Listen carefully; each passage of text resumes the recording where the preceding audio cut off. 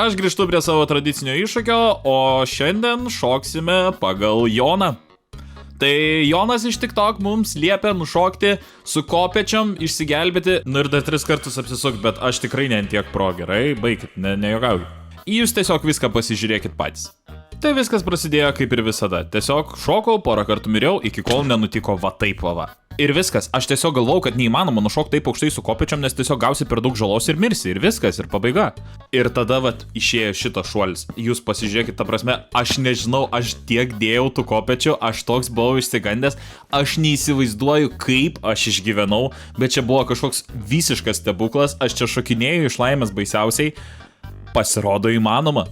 Pasirodo tikrai įmanoma. Aš nežinau, ar dar kartosim. Aš tikrai labai abejoju. Aš išmetu tas kopėčias, aš nebenoriu jų matyti daugiau gyvenime, o čia ekrane matai, su kuo aš dar galiu bandyti nušokti.